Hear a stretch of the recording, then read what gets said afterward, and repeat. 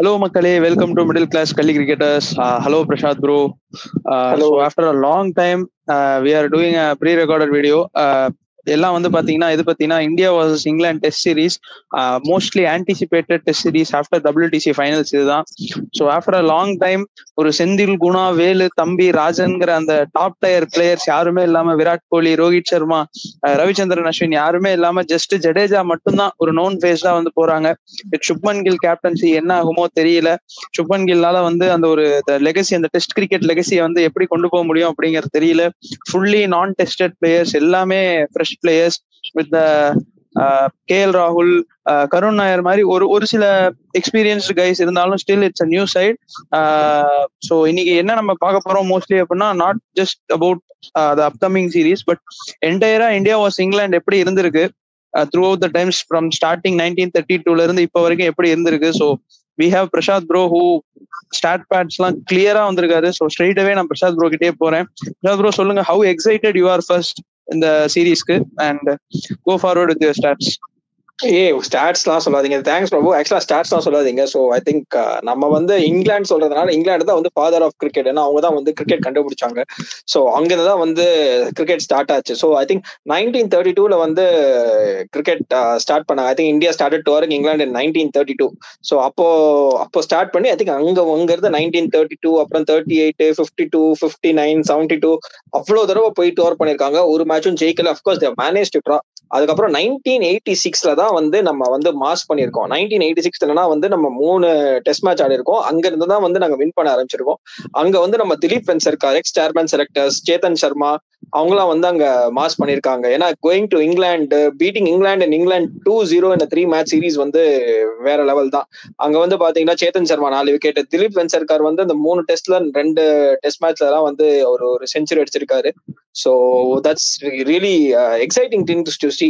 And also Prabhu வந்து நல்லா elaborate பண்ணாரு. இப்போ வந்து விராட் கோலி அண்ட் ரோஹித் சர்மா இல்லாம வந்து deep dive into this tournament. So கண்டிப்பா வந்து அது வந்து இந்த தடவை தான் வந்து இந்தியன் டீமுக்கு வந்து அந்த ப்ரெஷரே இருக்காது. யூஸ்வலா வந்து கோலி வந்தா கோலி அடிக்கணும், கோலி செஞ்சுரி போடணும், commentators will start Kohli Kohli Kohli outside off stump, fourth stump. So இந்த தடவை தான் அந்த ஒரு ப்ரெஷரே இல்லாம ஒரு ப்ராப்பர் 11 பீப்புள் வந்து going and playing. I think Shreyas Iyer கூட இங்கிலாந்து போறாருன்னு நினைக்கிறேன். இன்னைக்கு தான் ஒரு அப்டேட் பார்த்தேன், ஒரு ஏர்போர்ட்ல இருந்து இங்கிலாந்து போற மாதிரி. அதாவது அதுக்கே very good news.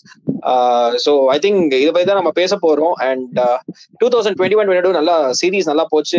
I think will definitely touch about lot of good wins for India in England. England பாத்தீங்கன்னா they're all very good test cricket lovers. இப்போ இந்தியாலேயே பாத்தீங்கன்னா love for test cricket is going down and down. யாருமே வந்து இப்போ test match தான் வந்து Day 1, Day 2 யாருமே போய் பாக்குறது இல்லை. அப்படியே ஃப்ரீயா இருக்கு. ஆனா இங்கிலாந்துல அப்படிலாம் இல்லை. அவங்க அந்த ரேடியோ எல்லாம் காதுல வச்சிருப்பாங்க. அப்புறம் வந்து கிரவுண்ட்ஸ் ஃபுல்லா இருக்கும், ஒரு மாதிரி ஓவர் காஸ்ட் கண்டிஷன்ஸ் இருக்கும், அந்த கிரீனரி பயங்கர இதெல்லாம் வந்து லவ் ஃபார் டெஸ்ட் கிரிக்கெட்.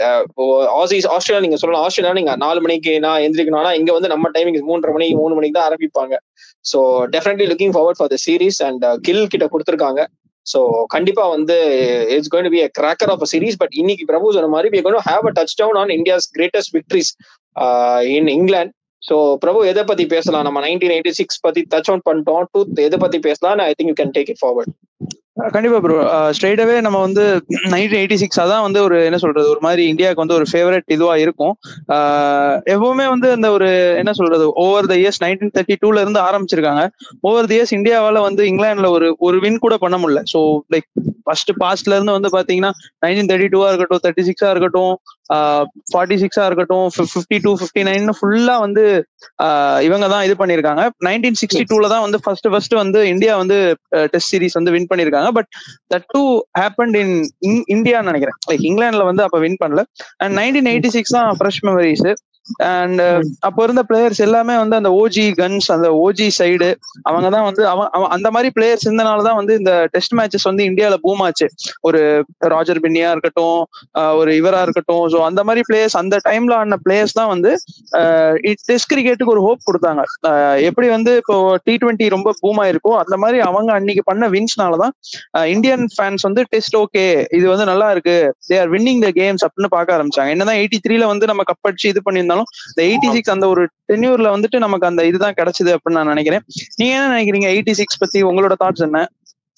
ஆமா, 86 பத்தி வந்து நல்லது. ஏன்னா வந்து அப்பதான் வந்து 1975, 79 வந்து வெஸ்ட் இண்டீஸ் வந்து ஒரு பயங்கரமான ஒரு டாமினேட்டிங் சைட்ஸ், ரைட்? இப்போ அந்த 1983 வேர்ல்ட் கப் அது வந்து இந்தியா வெஸ்ட் இண்டீஸை பீட் பண்ணுவாங்க, அதே இங்கிலாந்து லார்ட்ஸ் தான் பீட் பண்ணுவாங்கன்னு நினைக்கிறேன்.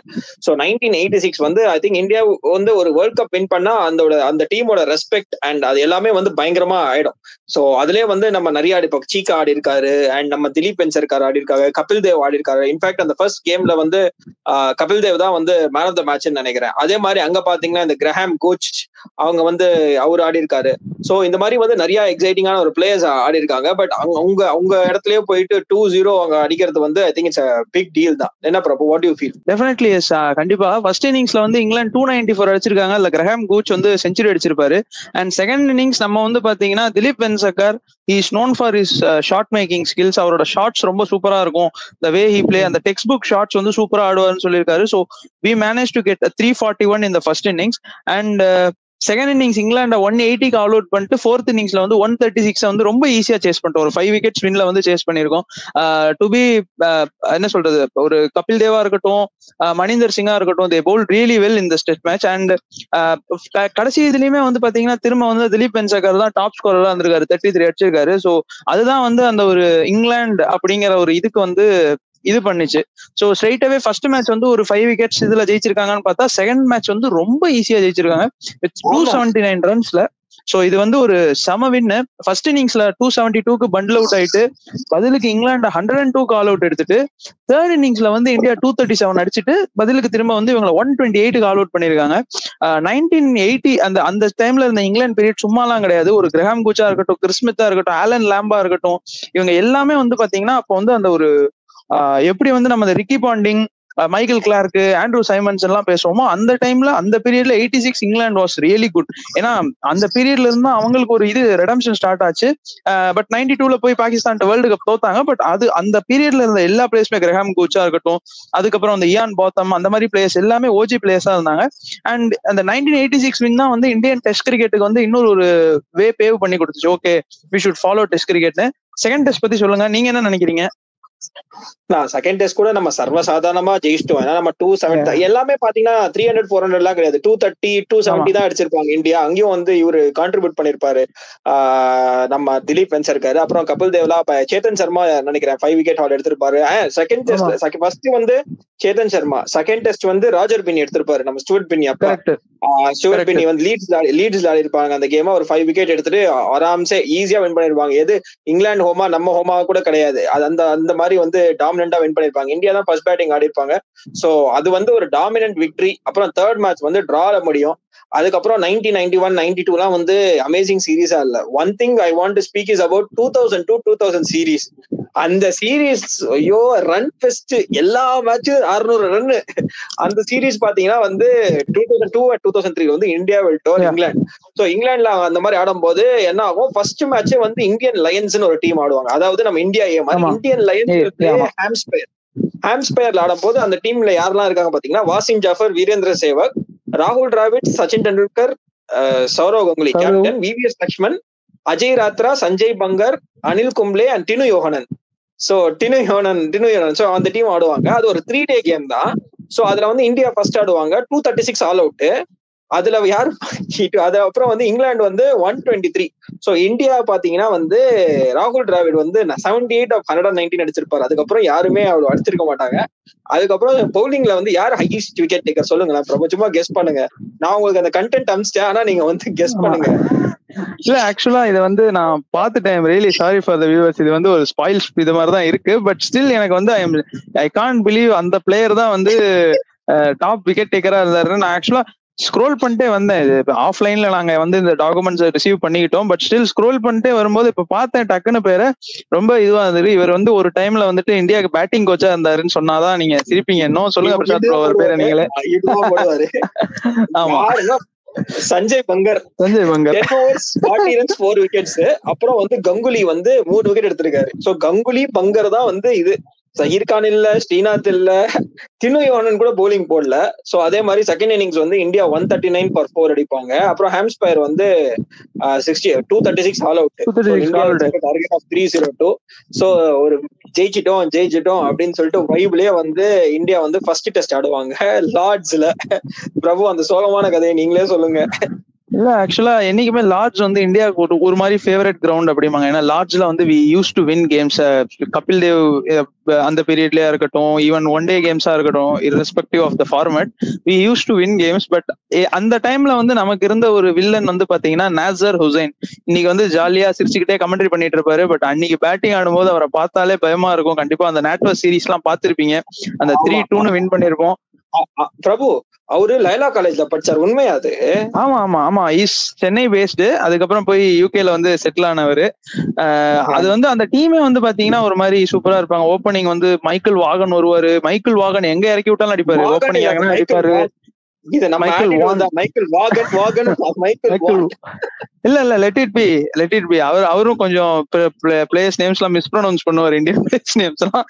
But okay, sorry for Michael Vaughan, Graham Thorpe, John Crawley யாருன்னு தெரியல, மேபி ஜாக் கிராலி அப்பாவா கூட இருக்கலாம், அண்ட் மார்க் பச்சர். இந்த மாதிரி ஒரு ஸ்ட்ராங் டாப் ஆர்டர் வச்சிருப்பாங்க. அவங்களுக்கு இன்னும் என்ன ஒரு அட்வான்டேஜ்னா டீப் டவுன் வரைக்கும் பேட்டிங் இருக்கும். ஆஷ்லி கெயில்ஸ் கூட ஒரு சில மேட்சஸ் எல்லாம் வந்து ஒரு நோட்டபிள் கான்ட்ரிபியூஷன்ஸ் கொடுப்பாரு. Andrew Flintoff Alex Stewart wicket keeper, ஒரு கன் சைடு. இந்த சைடு கிட்ட வந்து நம்ம we managed to play really well.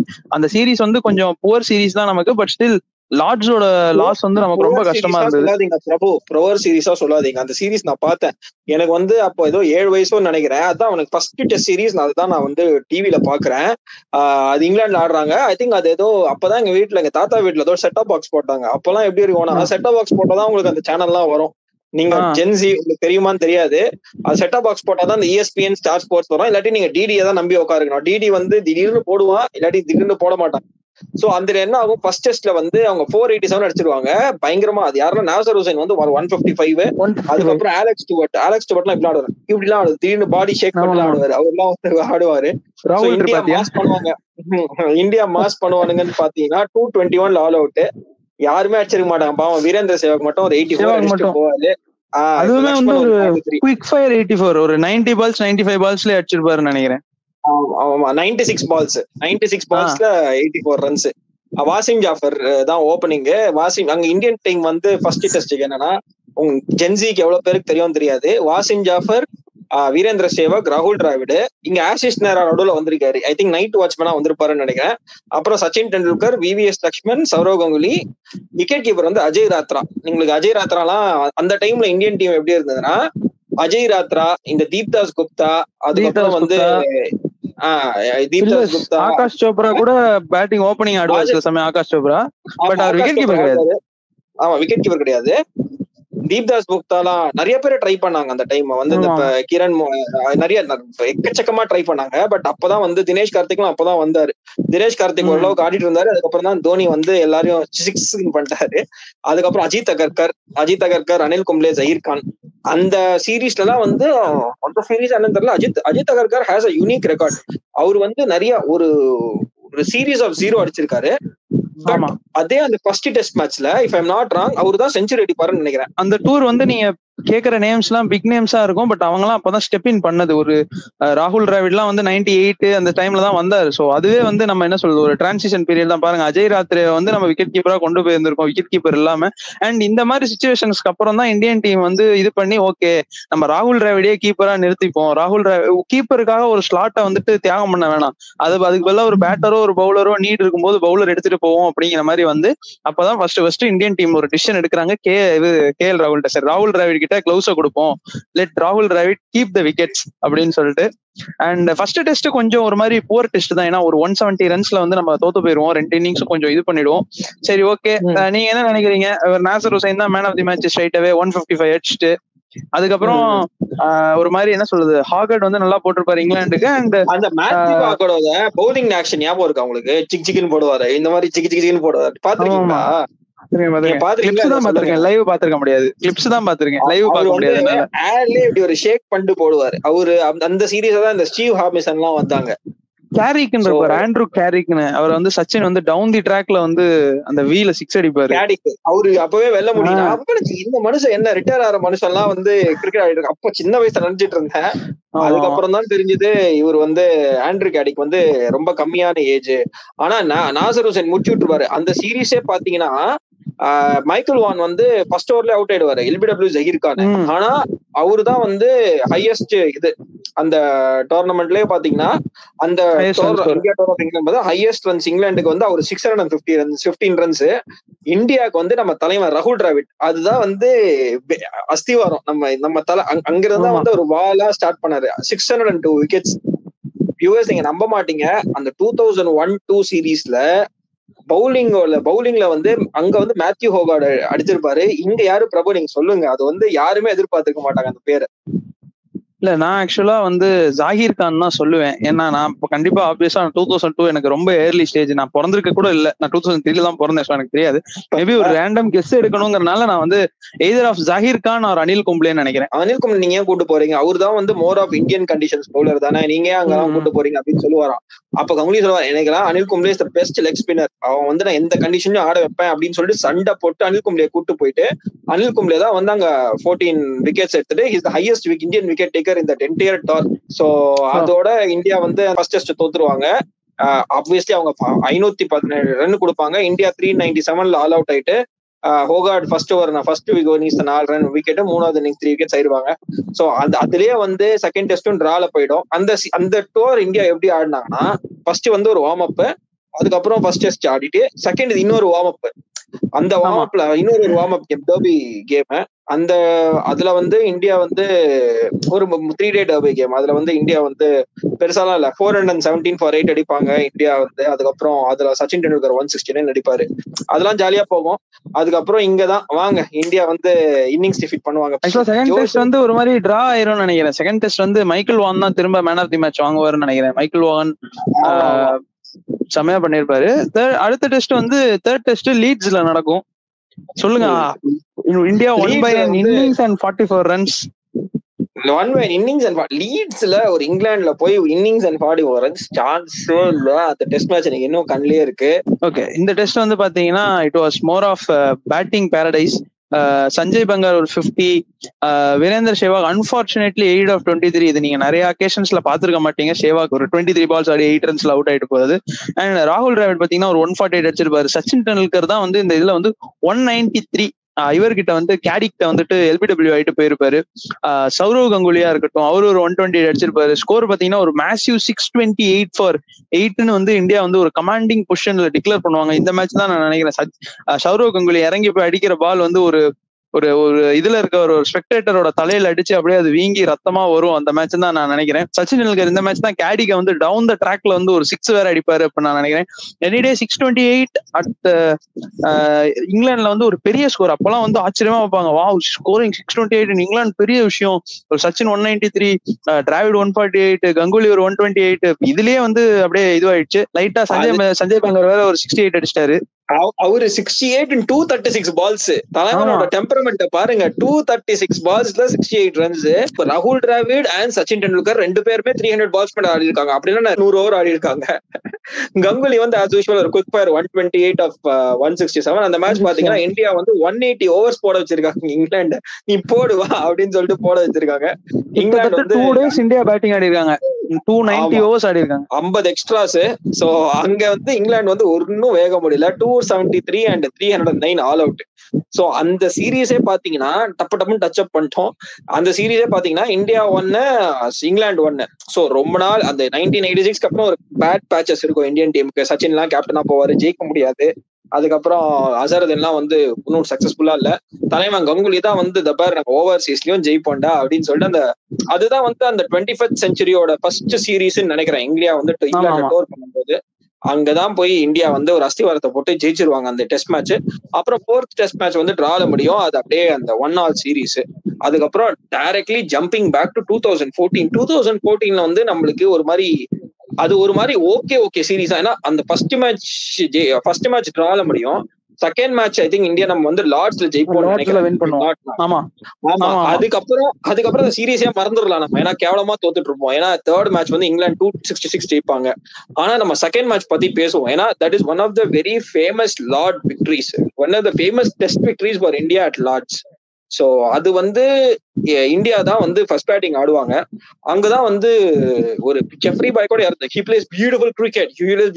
வந்து முரளி விஜய்லாம் அந்த சூப்பரா அந்த ஆண்டர்சன் பால்லாம் ஒரு கவர் டிரைவ்ஸ் தான், அப்படியே கண்ணில் ஒத்திக்கலாம் போல இருக்கும். யூஎஸ் நீங்க அந்த மேட்சை பாருங்க. இந்தியா முரளி வந்து விஜய் ஏதோ ஒரு மேட்ச்ல ஒரு 145 அடிப்பாருன்னு நினைக்கிறேன். ஐ கெஸ் சவுத் ஆம்டனா லார்ட்ஸான்னு தெரியல. அவ்வளவு கிளாஸியா இருக்கும். அந்த டைம்ல வந்து மேத்யூ ஹெய்டனே வந்து சொல்லுவாரு, இன்னைக்கு இருக்கிற வேர்ல்டுல பெஸ்ட் பிளேயர்னா டேவிட் வார்னரும் முரளி விஜயும் தான், ஸ்டைலிஷ் பிளேயர் முரளி விஜய் அப்படின்ட்டு அந்த டூர் ஃபுல்லாவே பேசுவாங்க முரளி விஜய் பத்தி. அண்ட் அதுவுமே ஒரு டிரான்சிஷன் பீரியட் தான். ஒரு புஜாரா வந்து உள்ள வந்து அவங்களுக்குலாம் ஒரு நியூ ஃபர்ஸ்ட் ஒரு அவே சீரீஸா இருக்கும். புஜாராக்கா இருக்கட்டும், முரளி விஜய்க்கா இருக்கட்டும், அவங்க எல்லாம் அவேல போய் ஆடுறது. அண்ட் நீங்க சொன்ன மாதிரி அந்த லார்ட்ஸ் வின் சம வின் தான். அதுக்கு காரணம் தலைவன் இஷாந்த் சர்மாவோட 7 விக்கெட் ஹால். அது வந்து நம்ம வந்து செகண்ட் ஃபர்ஸ்ட் வந்து அதுக்கு நான் வந்து விதை போட்டுறேன். ஃபர்ஸ்ட் வந்து இந்தியா பேட்டிங் ஆடுவாங்க. அதுல இந்தியா எப்படி இருக்கும்னா வந்து 145 for 7. இந்தியா வந்து ஃபர்ஸ்ட் இன்னிங்ஸ்ல வந்து 295 அடிப்பாங்க சரியா. ஆனா இந்தியா வந்து ஷார்ட் அண்ட் டு 145 for 7. அப்பதான் வந்து அது எப்படின்னா ஸ்டுவர்ட் பின்னில அந்த சீரீஸ் ஆடுவாரு. ஸ்டுவர்ட் பின்னி ஏன் அந்த சீரீஸ் ஆடுவாருன்னா, அதுக்கு முன்னாடி சீரீஸ் வந்து இந்தியா அவர் வந்து பங்களாதேஷ்ல போய் அந்த 6 விக்கெட்ஸ் எடுத்திருப்பாரு.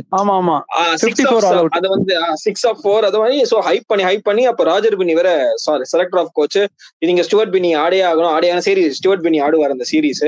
ஆனா பெருசா கான்ட்ரிபியூட் பண்ணல. பட் அவர் எப்படி அந்த சீரீஸ் ஆடுவாருன்னு நம்ம வியூவர்ஸுக்கு சொல்லிடலாம். ஃபர்ஸ்ட் இன்னிங்ஸ்ல வந்து இந்தியா வந்து 295 அடிப்பாங்க, 145 for 7. அங்க இருந்து புவனேஸ்வர் குமார் அண்ட் நம்ம அஜிங்கிய ரஹானே ஒரு 90 ரன்ஸ் பார்ட்னர்ஷிப். புவனேஸ்வர் குமார் 36 தான் அடிச்சிருப்பாரு. பட் இவரு அங்க வந்து ஒரு சைட்ல வேல்யூபிள் 36 of 90 பால்ஸ். அங்க அந்த கண்டிஷன்ஸ் எல்லாம், அதுவும் ஃபர்ஸ்ட் இன்னிங்ஸ் எல்லாம் ஆடுறது வந்து சம கஷ்டம் வியூவர்ஸ். சோ அவர் அடிச்சிருப்பாங்க. சோ அங்க இருந்து இந்தியா 295 ஆல் அவுட் அப்படி முடிச்சிருப்பாங்க. இங்கிலாந்து வந்து செகண்ட் பேட்டிங் ஆடுவாங்க. சோ இங்கிலாந்து வந்து செகண்ட் பேட்டிங் ஆடும் போது they'll get out for 319 runs. தலைவன் புவனேஸ்வர் குமார் பேலன்ஸ்னு ஒருத்தர் இருப்பாருன்னு நினைக்கிறேன், கேரி பேலன்ஸ். அவர் தான் ஒரு செஞ்சுரி போட்டிருப்பாருன்னு நினைக்கிறேன். ஆமா, அதோட அந்த சீரீஸோட நான் அவர் பார்க்கவே இல்லை, பாவம் எங்க போனாருன்னு தெரியல. ஆனா அவர் ஒரு செஞ்சுரி போட்டிருப்பாரு, 110 runs, 319 out. Bhuvneshwar Kumar 36 runs அடிச்சு இங்க வந்து 6 விக்கெட்ஸ் எடுத்திருப்பாரு, வேற மாதிரி. ஆனா செகண்ட் இன்னிங்ஸ் தான் வந்து நிஜமான ஒரு சம்பவம். 342 அவர் I think they will have a lead of 24 ரன்ஸோ ஏதோ தான். அதுக்கப்புறம் இந்தியா செகண்ட் இன்னிங்ஸ் ஆடுவாங்க, 342. விஜய் ஆடுவாரு. அந்த இன்னிங்ஸை பாத்தீங்களா பிரபு? விஜய் ஆடுறத பத்தி யாருமே வந்து ப்ராப்பரா டிஸ்கிரைப் பண்றதுக்கு இனிமே இங்கிலீஷ்ல ஏதாவது ஒரு வேர்டு கண்டுபிடிச்சுதான் வரணும். அவர் ஆடுற அந்த கவர் டிரைவா இருக்கட்டும், அவ்வளவு எலிகண்டா இருக்கும். அந்த ஃபிளிக்கா இருக்கட்டும், ஃபிளிக் ஆஃப் த ரிஸ்டா இருக்கட்டும். ஆக்சுவலா கரெக்டா சொன்னீங்க ஸ்டார்டிங்ல. அந்த கமெண்ட்ரியில வந்து அப்போ வந்து பாத்தீங்கன்னா வந்து நேசர் ஹுசேனா இருக்கட்டும், இவரு யாரு மறந்துட்டேன் இப்ப கூட ஒரு பேர், மேத்யூ ஹெய்டனா இருக்கட்டும், அவங்க எல்லாம் தான் அந்த கமெண்ட்ரி பேனல்ல இருந்தாங்க. 2014 அந்த கிராபிக்ஸ் எல்லாமே, அந்த ஸ்கோர் கார்டு கிராபிக்ஸ் எல்லாமே பார்க்க நல்லா இருக்கும். அண்ட் அந்த லார்ட்ஸ் வின் வந்து ரொம்ப சூப்பரா இருந்துச்சு. ஹர்ஷா போக்லே வேற கமெண்ட்ரியில இருப்பாரு. லாஸ்டா ரவி ஜடேஜா தான் எடுத்து அந்த ஒரு ரன் அவுட் அடிப்பாரு ஆண்டர்சனுக்கு. But it was really a great. ஆக்சுவலா வந்து அவர் வந்து ரொம்ப ஏர்லியா வந்து ரிட்டையர் ஆயிட்டார். மேபி இன்னும் கொஞ்சம் ஆடி இருக்கலாம் முரளி விஜய் எல்லாம், பட் ஏர்லியா ரிட்டையர் ஆயிட்டார். But he was such a fantastic batsman. நீங்க சொல்லுங்க அவரை பத்தி. முரளி விஜய் ஆடுறது ரொம்ப பிடிக்கும். I think he plays beautiful. He plays beautiful. He looks he makes cricket and that runs and the test cricket looks beautiful. I think 66 innings ஆடினாருன்னு நினைக்கிறேன். So I think அவரும் Shikhar தவனும் I think சேர்ந்து டெபியூ பண்ண மாதிரி தான் எனக்கு ஞாபகம் இருக்கு. I think he had a tremendous Aussie season. Vijay ரொம்ப 2010லயே வந்து வந்துட்டாரு. He played a knock 100 in 2010 India Australia series. பெங்களூர்ல வந்து ஒரு அந்த 1 or 2 இயர்ஸ்ல தான் ஷிகர் தவனும் வர மாதிரி எனக்கு தெரிஞ்சது. ஆமா, செகண்ட் இன்னிங்ஸ் ஐ திங்க் இந்தியா வந்து 342. அகைன் அங்க வந்து ஒரு நடுவில் ஒரு ஃபம்பிள் நடக்கும். நம்ம தலைவன் ரவீந்திர ஜடேஜா அண்ட் புவனேஸ்வர் குமார் 52. புவனேஸ்வர் குமார் கான்ட்ரிபியூஷன் எப்படி இருக்குன்னா, ஃபர்ஸ்ட் இன்னிங்ஸ்ல 36 ரன் க்ரூஷுவல், அங்க ஒரு 6 விக்கெட். ரெண்டாவது இன்னிங்ஸ் இந்தியா ஒரு ஸ்லிப்ல இருக்கும், அங்க இருந்து ஒரு 52, 90 ரன்ஸ் பார்ட்னர்ஷிப் வித் ஜடேஜா. சரி, இந்தியா வந்து 319 ரன்ஸ் டார்கெட் கொடுப்பாங்க. அப்போ வந்து இங்கிலாந்து வந்து ஒரு ஏர்லி விக்கெட்ஸ் விட்டோடனே ஒரு மாதிரி நல்லா ஆட ஆரம்பிச்சிருவாங்க. சரியா, பாலும் ஒன்னும் ஆகாது. அங்க ஒரு அனெக்டோட் சொல்றேன். சோ இஷாந்த் சர்மா வந்து ஒரு ரீசெண்டான ஒரு இன்டர்வியூல சொல்லியிருக்காரு, இங்க வந்து எனக்கு வந்து விக்கெட்டே விழல. அப்புறம் தோனி வந்து சொன்னாரு என்கிட்ட, தோனி வந்து சொன்னாரு, பால் பழையசாயிடுச்சு, நீ சும்மா பவுன்சர் போட்டு பாரு. அதுக்கு இஷாந்த் சர்மா சொல்லுவாரு, டே பால் தான் பழையசாயிடுச்சுல தலை, நீ ஏன் பவுன்சர், நீ சும்மா போட்டுதான் பாரு என்ன ஆகும். சோ லஞ்சோட லாஸ்ட் பால் நல்லா ஆடிட்டு இருப்பாங்க அந்த செஷன் ஃபுல்லா. இங்கிலாந்து இவரு மொயின் அலி தான் விக்கெட். இந்த ஷார்ட் பால் போட்டு ஃபார்வர்ட் ஷார்ட் லெக்ல இப்படி ஒரு ஃபார்வர்ட் ஷார்ட் லெக்ல கேட்ச். ஆமா கேட்ச் ஷார்ட் லெக்ல. அதுக்கப்புறம் ஸ்கெட்ச் லஞ்ச் முடிச்சுட்டு வந்து ஸ்கெட்சே அவ்வளவுதான். அங்க ஜோ ரூட் யார் இருந்தாலும் எல்லாம் ஷார்ட் பால போட்டு அங்க ஒரு deep square leg, deep third man எல்லாரையும் நிக்க வச்சு சூப்பரா விக்கெட் எடுத்துட்டு அந்த மேட்ச் வந்து Ishant Sharma 7 of 74 man of the match Ishant Sharma. இதுல இருந்து என்ன தெரியுதுன்னா புவனேஸ்வர் குமார் கான்ட்ரிபியூஷன்ஸ் வந்து அப்படியே சாப்பிட்டுருவார் அந்த ஒரு 7 விக்கெட்ஸ் எடுத்துட்டு. That was actually a famous test victory for India. அந்த டைம்ல வந்து ரொம்ப செலிப்ரேட் பண்ணிட்டு இருந்தோம். ஏன்னா நம்ம சவுத் ஆப்பிரிக்காலும் போய் தோப்போம். இந்த சேனாக் அப்போ எப்படி ஆச்சுன்னா வந்து 2002-03 அப்புறம் நம்ம வந்து ஓவர்சீஸ் விக்டரிஸ் அவ்வளவா டேஸ்ட் பண்ணல. 2007 இருக்கட்டும், 2011 ஆஸ்திரேலியா போய் அடி வாங்கணும், அப்புறம் திருப்பி சவுத் ஆப்பிரிக்கால போய் ஒரு மேட்ச் ஜெயிச்சும் ஆனா கூட அந்த சீரீஸ் அடி வாங்கணும். சோ அதுக்கு முன்னாடி வந்து அந்த சீரீஸ் டிரா ஆயிரும், 1-1 டிரா ஆயிரும். அதுக்கப்புறம் திரும்ப 2014 திரும்ப ஆஸ்திரேலியா போய் அடி வாங்குவோம். அதெல்லாம் ரொம்ப ஒரு மாதிரி எம்பாரசிங் டிஃபீட்ஸ். ஆஸ்திரேலியா சொல்லி அடிப்பாங்க நம்மள. சோ அந்த எரால வந்து this was one of the famous victories. ஏன்னா ஃபர்ஸ்ட் மேட்ச் டிரா பண்ணுவோம், ரெண்டாவது மேட்ச் நம்ம ஜெயிச்ச உடனே தான் வந்து ஒரு மாதிரி we will lead the overseas series for the first time. இன்னொரு 3 டெஸ்ட் கோ இருக்கும்போது அப்புறம் அந்த 3 டெஸ்ட்ல இங்கிலாந்து வச்சு செஞ்சிருவாங்க. 266 ரன்ஸ் லாஸ். அப்புறம் கொடுமை என்னன்னா ஒரு மேட்ச் வந்து ஜோ ரூட்டும் ஆண்டர்சனும் லாஸ்ட் விக்கெட் வந்துட்டு அரௌண்ட் ஒரு 200 ரன் பார்ட்னர்ஷிப் போடுவாங்க. Anderson will score around 82 runs, Joe Root ஒரு 160 அடிப்பாரு. அப்போ வந்து நியூஸ் ஆர்டிகல்ஸ் எல்லாம் நிறைய எழுதுவாங்க. லாஸ்ட் டைம் கபில் தேவ் கேப்டன்சில போனப்போ லார்ட்ஸ் டெஸ்ட்ல ஜெயிச்சதுக்கு அப்புறம் அந்த சீரீஸை வின் பண்ணாங்க இந்தியா. ஸோ இந்த சீரீஸையும் வந்து இந்தியா வின் பண்ணுவாங்க அப்படிங்கிற மாதிரிலாம் ஆர்டிகல்ஸ் நிறைய வந்துட்டு இருந்துச்சு. அன்பார்ச்சுனேட்லி அடுத்து வந்து எனக்கு தெரிஞ்சு டிராஸ் கூட இல்லைன்னு நினைக்கிறேன். மத்த மீதி எல்லா கேம்ஸையும் வந்து இங்கிலாந்து சீல் பண்ணிட்டாங்க. பட் அந்த இங்கிலாந்து வந்து ஒரு டெட்லி இங்கிலாந்து சைடு, இயான் பெல்லா இருக்கட்டும், மேத்யூ பிரியரா இருக்கட்டும், ஜோ ரூட்லாம் அதெல்லாம் வந்த புதுசு. அண்ட் இந்தியா சைட்ல டச் பண்ணோம்னா இந்தியா சைடு ஒரு நல்ல சைடு தான். புவனேஸ்வர் குமார் வந்த புதுசு, பால 2 சைடு ஸ்விங் பண்ணுவாரு, நியூ பால்ல ரொம்ப டெட்லியா இருந்தாரு. அண்ட் அந்த பவுலர்ஸ் அந்த ஏரியா எல்லாமே பவுலர்ஸ் எல்லாமே ஒரு டிரான்சிஷன் பீரியட்ல போனாங்க. ஸ்டுவர்ட் பின்னியை வந்து நம்ம ஒரு பவுலிங் ஆல்ரவுண்டர், ஒரு ஃபாஸ்ட் பவுலிங் ஆல்ரவுண்டரா கொண்டு போனோம். இன்னைக்கு இருக்கிற நிதிஷ்குமார் ரெட்டிக்கு அன்னைக்கு இருக்கிற ஸ்டுவர்ட் பின்னி கம்பேர் பண்ணீங்கன்னா ஒண்ணுமே இருக்காது. நிதிஷ்குமார் ரெட்டி வே ஹெட். அவர் வந்த உடனே எவ்வளவு கான்ட்ரிபியூட் பண்ணிட்டாரு அஸ் அ டெஸ்ட் பிளேயரான்னு தெரியும். பட் அன்பார்ச்சுனேட்லி அது ஒரு டிரான்சிஷன் பீரியட்ல இருந்தது. அண்ட் அதுக்கப்புறம் ஸ்ட்ரைட்டாவே விராட் கோலி எத்தனை வந்து விராட் கோலியோட இதுல வந்து முடிச்சிடலாம் 2021 இல்ல 18-19 ஒரு தடவை நடுவுல போனோம், அங்கேயும் உதவ வாங்கிட்டோம் 1-3. அப்பதான் சாம் கரன் எராது. சாம் கரன் யாருன்னே தெரியாது. ஐயோ இந்தியா ஜெயிக்கிற மாதிரி இருக்கிற கேம் எல்லாம் வந்து அவர் ஜெயிச்சு கொடுப்பாரு, லாஸ்ட் எல்லாம் வந்து அடிச்சு கொடுப்பாரு. அதுதான் as a pair-ஆ வந்து ஷிகர் தவான் அண்ட் முரளி விஜய்க்கு ஒரு டிப்பு ஸ்டார்ட் ஆச்சு. அங்க வந்து சாம் கரன் தான் வந்து அந்த ஒரு குரூஷியலா முரளி விஜய் எல்லாம் எடுத்துட்டு இருந்தாரு. இன்னொரு மேட்ச் ஞாபகம் இருக்குமான்னு தெரியல, ரிஷப் பண்ட் 149, KL ராகுல் ஒரு 170, ஒரு 438 அதை ஆல்மோஸ்ட் சேஸ் பண்ணிட்டு கடைசியில போயிட்டு ஒரு 50-70 ரன்ஸ்ல வந்து ஷார்ட் அவுட் ஆயிடுவாங்க. அதுக்கு ஆடில் ரஷீத் வந்து ராகுலுக்கு ஒரு பால் போடுவார், unplayable delivery. India was 1 for 2 at a time. ஒரு முரளி விஜய் அவுட் ஆயிருப்பாரு, ஷிகர் தவான் அவுட் ஆயிருப்பாரு, ஈவன் குயிக்கா விராட் கோலியும் அவுட் ஆயிருவாரு. புஜாராவும் வந்து ஒரு மாதிரி அவுட் ஆயிட்டு போனதுக்கு அப்புறம் அங்க இருந்து பண்ட்டும் இதுவும் கொண்டு வந்தான். அதான் பண்டோட ஃபர்ஸ்ட் சீரீஸ். ஃபர்ஸ்ட் பாலே ஒரு ஸ்பின்னர் ஏறி வந்து டவுன் தி ட்ராக்ல 6 எல்லாம் அடிப்பாரு. ஸோ அதுவுமே வந்து ஒரு நல்ல சீரீஸ் தான். ஃபர்ஸ்ட் மேட்ச் அதுலயும் ஃபர்ஸ்ட் மேட்ச் ஜெயிச்சோம்னு நினைக்கிறேன். ஹர்திக் பாண்டியா 5 எல்லாம் இருப்பாரு அந்த டூர்ல.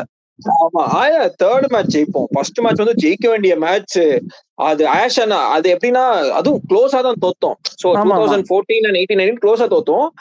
அஸ்வினும் தினேஷ் கார்த்திக்லாம் ஆடுவாங்க அந்த சீரீஸ். அஸ்வின்லாம் வந்து அலிஸ்டர் சூப்பரா ஆடுவாரு, அப்படியே ஆஃப் ஸ்பின் போடுவாரு. 2 இன்னிங்ஸ் அப்படியே 2 இன்னிங்ஸ் எக்ஸாக்ட் காப்பியா இருக்கும். ஐயோ செம பீச் ஆஃப் டெலிவரி தான் அதெல்லாம். ஆமா, பெஞ்சாவ டெலிவரி. டிகே வந்து பின்னாடி தமிழ்ல பேசிருப்பாரு, ஆஷே தூக்கி போட்டு. ஆமா, அது வந்து ஒரு நல்ல சீரீஸ். பட் இது 2014 இருந்து இங்க என்ன டிஃபரன்ஸ்னா 2014 வந்து நம்ம கேவலமா தோத்துட்டு இருக்கோம். நம்ம பாத்தீங்கன்னா அந்த ரிசல்ட் எல்லாம் பாருங்க, 266 ரன்ஸ்லாம் இந்தியா தோத்துருக்காங்க. அங்க இருந்து நம்ம அந்த சிங்கிள் டபுள் டிஜிட்ஸ்ல வந்து தோக்க ஆரம்பிப்போம். 2021 வந்து எடுத்து சாப்பிட்டுருவோம் இங்கிலாந்து. நம்ம வந்து ஜெயிக்கல, பட் அந்த சீரீஸ் நம்ம டிரா பண்ணோம். அப்ப கோவிட்னால ஒரு லாஸ்ட் டெஸ்ட் மேட்ச் தூரமா போச்சு. அது வந்து 2-1 நம்ம தான் வின் அப்படின்னு கன்சிடர் பண்ணோம். லாஸ்ட் மேட்ச் வந்து ஒரு மாதிரி இதுவா போச்சு. அதுல ஆக்சுவலா ஃபர்ஸ்ட் மேட்ச் பாத்தீங்கன்னா 5th டேல வந்துட்டு we have to chase around 120 எவ்வளவோ ரெயின் ஆயிரும், மழை பெஞ்சு 5th டே ஃபுல்லா ஸ்பாயில் ஆயிரும். அந்த ஒரு 100 சேஸ் பண்ணிருக்க முடியாது. வித் ரோஹித் சர்மா அண்ட் விராட் கோலி இந்த கிரீஸ் அப்படின்னு நினைக்கிறேன். 1 விக்கெட் போயிருக்கும் 92க்கு. KL ராகுல் 52 ஓகே சம்திங் ஒரு 150 எவ்வளவோ சேஸ் பண்ணோம். லாஸ்ட் டே வந்து மழை பெஞ்சிரும், அது ஒரு ஸ்பாயில்ட் ஆயிரும். அது ஆக்சுவலா வின் பண்ண வேண்டிய கேம் தான். நெக்ஸ்ட் கேம் பத்தி சொல்லவே வேணாம், 60 overs of fire. 60 overs my god. நம்மளுக்கு வந்து வியூவர்ஸ், மை டியர் மக்களே, உங்களுக்கு வந்து அந்த மோட்டிவேஷன் எங்கேயாவது வேணும்னா அந்த மேட்ச் நீங்க போய் பாருங்க. தலைவன் மேட்சை கூட நீங்க பாக்காதீங்க, அந்த டீம் ஹடில் போஸ்ட் அந்த இன்னிங்ஸ்க்கு அப்புறம் அந்த ஒரு டீம் ஹடில் நடக்கும். அத வேற அதுல வந்து ஆக்சுவலா யாருக்கு நம்ம கிரெடிட்ஸ் கொடுக்கணும், பிராட்காஸ்டர்ஸ்க்கு தான் கிரெடிட்ஸ் கொடுக்கணும். அந்த கேமராவை கொண்டு போய் அந்த ஹடில்ல வச்சாங்க பாத்தீங்களா, அந்த ஹடில்ல வைக்கவும் அவர் பேசினது வேற அந்த மைக்ல ரெக்கார்ட் ஆயிடுச்சு பாருங்க. அதுதான் ரியல் மோட்டிவேஷன். யாருமே இன்னைக்கு எதிர்பார்த்திருக்கவே மாட்டாங்க இந்தியா வந்து ஆக்சுவலா அவ்வளவு ஈஸியா வின் பண்ணணும். அந்த டெஸ்ட் மேட்ச் அவ்வளவு ஈஸியா வின் பண்ணாங்க. ஸ்ட்ரைட்டாவே போறாங்க எல்லாம். அந்த முகமது சிராஜ் டெட்லி, அதெல்லாம் வந்து அந்த பீக் முகமது சிராஜோட பிரைம்னே சொல்லலாம். அந்த பக்கம் ஜஸ்பிரித் பும்ரா கேட்கவே வேணாம். விராட் கோலி அந்த கோவம், அந்த ஆங்கர், அந்த ஆட்டிடியூட், ஒவ்வொரு விக்கெட்டுக்கும் ஓடி போய் செலிப்ரேட் பண்றது, ஸ்லிப் கேட்சஸ் எடுக்கிறது, it was really a great. அந்த புஜாரா கூட அந்த மேட்ச் வந்து அந்த சீசன் ஃபுல்லாவே அந்த சீரீஸ் ஃபுல்லாவே கான்ட்ரிபியூஷன்ஸ் நல்லா இருந்துச்சு வித் பேட். ரோஹித் சர்மா நல்லா இருந்துச்சு. அந்த சீரீஸ்ல இன்னொரு இன்ட்ரெஸ்டிங் என்னன்னா, KL ராகுல் அட் லார்ட்ஸ் வந்து மேன் ஆஃப் தி மேட்ச் வாங்குவாரு. பட் அந்த சீரீஸ்ல வந்து ஓப்பனிங் வந்து மயங்க் அகர்வால் தான் வந்து ஆட வேண்டியதா இருந்தது ரோஹித் சர்மாவோட. அன்பார்ச்சுனேட்லி நெட்ஸ்ல வந்து ஒரு டெட்லி பவுன்சர் போட்டு சிராஜ், மயங்க் அகர்வால் இன்ஜூர் ஆயிருவாரு. அங்க KL ராகுல் ரீப்ளேஸ்மெண்டா வந்து அந்த டூர் ஃபுல்லா KL ராகுல் ஆடுவாரு. நல்ல சீரீஸ் அது. 4 மேட்ச் சீரீஸ், அதாவது 4 மேட்ச் வரைக்கும் விராட் கோலி கேப்டனா இருப்பாரு. லாஸ்ட் ஒரு மேட்ச் மட்டும் அன்பார்ச்சுனேட்லி லேட்டா போனோம் அப்படிங்கறதுனால ரோஹித் சர்மாவும் அண்ணா வெல்முங்கனால பும்ரா தான் பண்ணிருப்பாரு. அண்ட் பும்ராவுமே வந்து ஒரு மாதிரி டீசென்டா தான் பண்ணிருப்பாரு. லாஸ்டா அது பேர்ஸ்டோலாம் வந்து அடிச்சு அதுக்கப்புறம் இதுவாயிரும். But still it was India's series தான் அது. கண்டிப்பா அதுல இருந்து நிறைய டேக் அவேஸ் இருக்கு. ஆமா, கண்டிப்பா இந்தியாவோட series. I think India 2 match back to back ஜெயிப்பாங்கன்னு நினைக்கிறேன்ல. ஆமா, 2-1 இல்ல 1-0. ஃபர்ஸ்ட் வந்து 0-0 இருக்கும், செகண்ட் 0-0 1-0. செகண்ட் மேட்ச் வந்து ஆக்சுவலா அவங்க ஜெயிச்சிருவாங்க. அதாவது இது லார்ட்ஸுக்கு அடுத்த கேம் அவங்க ஜெயிப்பாங்க. திரும்ப 4th டெஸ்ட் நம்ம ஜெயிப்போம்னு நினைக்கிறேன். 5th டெஸ்ட் திரும்ப அவங்க ஜெயிச்சிருவாங்க. ஏன்னா இது சிராஜ் வந்து பவுண்டரி லைன் நிற்கும் போது எல்லாம் சிராஜ் எல்லாம் வந்து அந்த சீரீஸ் தான் பயங்கரமா ஸ்லெட்ச் எல்லாம் பண்ணிருப்பாங்க. அந்த லார்ட்ஸ் டெஸ்ட்ல சிராஜ் பயங்கரமா ஸ்லெட்ச் பண்ணிருப்பாங்க. விராட் கோலி எல்லாம் போய் சண்டை போடுவாரு. அப்புறம் அவர் வந்து வாட் இஸ் த ஸ்கோர் அப்படி எல்லாம் கேட்கும் போது சிராஜ் சொல்லுவாரு, we are 2 you are 1 அப்படின்னுவாரு. அப்படிலாம் சொல்லுவாரு. அதெல்லாம் இன்னொன்னு அந்த லார்ட்ஸ் டெஸ்ட்லயே வந்து பட்லர் வந்து கொஞ்சம் தேவையில்லாம ஹார்ஷ் வேர்ட்ஸ் எல்லாம் யூஸ் பண்ணிருப்பாரு, ஃபவுல் லாங்குவேஜ் யூஸ் பண்ணிருப்பாரு பும்ரா கிட்டையும் ஷமி கிட்டையும். அந்த மேட்ச் ஒவ்வொரு விக்கெட்டும் 4th இன்னிங்ஸ்ல விழ விழ விழ எல்லாம் ஓடுவாங்க. அதுவும் முக்கியமா இன்னும் பர்டிகுலரா சொல்லணும்னா, அந்த ஆண்டர்சனுக்கு வந்து லாஸ்ட் பால் வந்து அந்த ஆஃப் ஸ்டம்ப்ல வந்து பவுல்ட் எடுப்பாரு. இந்த ஆண்டர்சன் அடிச்சுட்டு அவரால் தலையை கூட தூக்க முடியாது, அவ்வளவு எம்பாரசிங்கா இருக்கும். அடிச்சு முடிச்சு செலிப்ரேட் பண்ணிட்டு ஓடுவாங்க. அங்க ஃபைன் லெக்ல டீப் ஸ்கொயர் லெக்ல பும்ரா ஓடி, அந்த விஷுவல்ஸே செமையா இருக்கும். அப்படியே இந்த பக்கம் ஆண்டர்சனை பிளர் பண்ணிட்டு அந்த பக்கம் பும்ராவை காட்டுவாங்க. It was actually Epic series. அந்த சீரீஸ்க்கு வந்து நம்ம இந்தியா தான் வின்னர்னு இது பண்ணோம். பட் அன்பார்ச்சுனேட்லி அந்த last test match after 1 year ஆனனால அவங்க வின் பண்ணிட்டாங்க. Hopefully we can recreate that this time. கண்டிப்பா அது அந்த அந்த இதுவும் இருக்கு. அண்ட் நம்ம வந்து அந்த மேட்ச் பத்தி சொல்றீங்க, நம்ம நிறைய நேரம் பேசிட்டு இருக்கோம். பட் அந்த சீரீஸ்லாம் வந்து ஒரு டிஃபென்ஸுக்கே வந்து ஒரு 4-5 பேர் பேட்ஸ்மேனை சுத்திருவாங்க. அங்க வந்து விராட் கோலி வேற, அந்த ஆலிவ் ராபின்சன் நினைக்கிறேன், அவரும் ஓவரா ரொம்ப வாய்விடுவாரா விராட் கோலிட்ட வந்து ஏதோ பேசியிருப்பாரு. பயங்கரம். ஃபர்ஸ்ட் வந்தோடனே டேரக்டா பொங்குன்னு பவுன்சர் இப்படி வாங்குவாரு. விராட் கோலி அங்கேருந்து வந்து what a cover drive well plate அப்படிலாம் சொல்லிட்டு கலாய்ச்சிட்டு போவாரு. சோ அது வந்து கைஸ், உங்களுக்கு இன்ஸ்பிரேஷன் வேணும்னா அந்த சீரீஸ் முதல்ல போய் பாருங்க. அந்த மேட்ச், அந்த சீரீஸ் பாருங்க.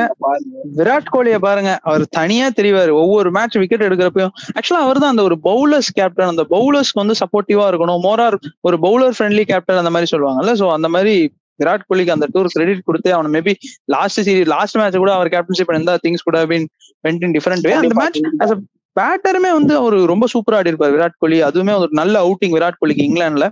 அண்ட் அப்படிலாம் பேசிட்டு டக்குன்னு இந்த சீரீஸ்க்கு பார்த்தா ஒரு விராட் கோலி இல்ல, ஒரு ரோஹித் சர்மா இல்ல, ஒரு புஜாரா இல்ல, என்னடா நடக்குதுங்கிற மாதிரி தான் இருக்கு. ரஹானே இல்ல, ஐயோ ரஹானே நம்ம வந்து மிஸ் பண்ணவே கூடாது. ரஹானே எல்லாமே ஒரு நியூ ஃபேஸா இருக்கு. லைட்டா அதை அப்படியே டச் பண்ணிட்டு மட்டும் இது பண்ணிடலாம் முடிச்சலாம். ஏன்னா ரொம்ப already it took a long time. ஷார்ட்டா பண்ணணும்ட்டு actually I am backing India. என்னதான் வந்து நியூ ஃபேஸா இருந்தாலுமே I think this team has something to do in England அப்படின்னு தான் தோணுது. இந்த அவுட்டிங்ல கண்டிப்பா அவங்களுக்கு ஏதோ ஒரு நல்ல ஒரு பர்ச்சேஸ் இருக்கும். பீட் சீரீஸ் ஒரு டிராவாவது பண்ணிட்டு வருவாங்கன்னு தான் தோணுது. என்ன நினைக்கிறீங்க பிரசாத் ப்ரோ? எனக்கு தெரிஞ்சு நம்ம இந்தியா பேட்டிங் தான் பார்த்துட்டு இருக்கோம். பேட்டிங் வந்து ஓவராலா நீங்க பாத்தீங்கன்னா நல்ல பேட்டிங் தான். ஏன்னா you have Abhimanyu Eswaran, you have Yashasvi Jaiswal, அப்புறம் உங்களுக்கு வந்து கருண் நாயர்லாம் நல்லா ஆடிட்டு இருக்காரு, கவுண்டி மேட்சஸ் நல்லா ஆடி இருக்காரு. அண்ட் உங்களுக்கு பவுலிங் கோர் வந்து ஆக்சுவலா is very strong. You have Jasprit Bumrah இருக்காரு.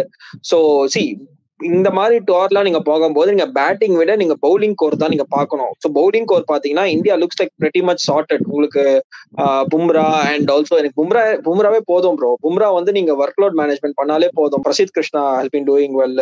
முகமது சிராஜ் இருக்காருன்னு நினைக்கிறேன். Siraj is also been doing well. So இவங்கெல்லாம் இருக்கும்போது I think the bowling core which did well last time in England it's again very good. Shardul டாக்கூரும் இருக்காரு. ஷதுல் டாக்கூர்லாம் வந்து இங்கிலாந்து ஆனா வந்து ஒரு மாதிரி டெட்லி பிளேயர் ஆயிடுவாரு. அவர்லாம் இன்னைக்கு வந்து பிராக்டிஸ் கேம்லாம் செஞ்சுரி அடிச்சிருக்காருன்னு நினைக்கிறேன். அவர்லாம் கண்டிப்பா 11th இருப்பாங்க. ஸோ ஐ திங்க் இங்கிலாந்து போனீங்கன்னா நீங்க மோர் தேன் பேட்டிங் உங்களுக்கு பவுலிங் கோர் ஸ்ட்ராங்கா இருந்ததுனாலே போதும். I think India has a good bowling core. இங்கிலாந்துலும் நம்ம சொல்லுவோம் அங்க ஆண்டர்சன் இல்ல, பிராட் இல்ல. அவங்களுக்கும் ஒரு பெரிய ஓட்டம் இருக்கு. அங்க ஜோ ரூட் இருக்காரு. ஓகே இங்க விராட் கோலி இல்ல, but we can of course KL ராகுல் is as good as player. Like நிறைய பேர் டிஸ்அக்ரி பண்ணுவாரு, பட் கேஎல் ராகுல் is a good player. He's being turning out to be a good player. With he has a better averages than Virat Kohli in overseas தான் நினைக்கிறேன். But I wish Virat Kohli does I wish KL ராகுல் does well. எனக்கு தெரிஞ்சு விராட் கோலி இந்த series ஆட்டு இருந்தா கண்டிப்பா நல்லா பண்ணிருப்பாரு. Because he had to always struggle against Anderson and Broad. இந்த சீரீஸ் ஆண்டர்சனும் இல்ல, ப்ராடும் இல்ல. So Virat Kohli would have had a great series, but unfortunately he is not there. With all due respects, maybe இந்த சீரிஸோட retire ஆயிருந்தா ஒரு நல்ல ஒரு fitting இதுவா இருந்திருக்கும். கண்டிப்பா இங்கிலாந்துல வந்து நம்ம வின் பண்ணியே ரொம்ப நாள் ஆச்சு, ரொம்ப வருஷம் ஆச்சு. அப்படிங்கிறப்ப மேபி ஒரு சீரிஸ் இங்கிலாந்துல வின் பண்ணி கொடுத்துட்டு அதுக்கப்புறம் ரிட்டையர் ஆயிருந்தாருன்னா சூப்பரா இருந்திருக்கும். But anyways we have to respect his decision. He for his என்னெல்லாம் பண்ணிருக்காரோ கண்ட்ரீஸ்க்கு. பட் ஸ்டில் எனக்கு தெரிஞ்சு என்னன்னா இந்த டீம்ல வந்து அந்த ஒரு கேமை எடுத்துட்டு போற மாதிரியான பிளேயர்ஸ் நிறைய பேர் இருக்காங்க. ஒரு கேஎல் ராகுலா இருக்கட்டும், கருண் நாயரா இருக்கட்டும், they can play well, they can play for a long time அப்படின்னு தோணுது. ஈவன் சாய் சுதர்ஷன் கூட கவுண்டிஸ் எல்லாம் ஆடி இருக்காரு. So he too has the ability to take India to the finish line. But like Jaiswal, let's keep the expectations low. அவ்வளவுதான், ரொம்ப எதிர்பார்க்க வேணாம். Let cheer team India. Let's hope they can give us some glory in the series. And any day நீங்க சொன்ன மாதிரி இங்கிலாந்துல போய் test match பார்க்கறது ஒரு தனி இதுதான். as already Prasad bro said, கிரிக்கெட்னா டெஸ்ட் கிரிக்கெட்னா இங்கிலாந்து தான். அது ஏதோ சம்திங் என்ன சொல்றது, ஒரு லவ் ஸ்டோரி மாதிரி. England test cricket, English fans அவங்க எல்லாம் வந்து அந்த இவர் சொன்ன மாதிரி அந்த காதுல வந்து அந்த ஸ்போர்ட்ஸ் ஸ்டார் சம்திங் ஏதோ அந்த இதை வந்து காதுல வச்சுக்கிட்டு அப்படியே மேட்ச் பார்த்து கமெண்ட்ரி கேட்டுட்டு இருப்பாங்க. அந்த ரேடியோ கமெண்ட்ரி வரதுல போயினே இருக்கும். Going to be great occasion. Overcast conditions எல்லாம் இருக்கும். ரொம்ப சூப்பரா இருக்கும். ஒண்ணு நம்ம என்ன ப்ரே பண்ணிக்கணும்னா மழை மட்டும் வரக்கூடாது. No rain interfering in between games. அதை மட்டும் நம்ம இது பண்ணிக்கலாம். வித் தட் நோட் நாங்க அந்த வீடியோவை முடிச்சுக்கிறோம். ரொம்ப லாங்கா பேசியிருக்கோம், பட் ரொம்ப நிறைய நல்ல விஷயங்கள், ரொம்ப இன்ட்ரெஸ்டிங்கான ஃபேக்ட்ஸ் நிறைய கொண்டு வந்திருக்கோம்.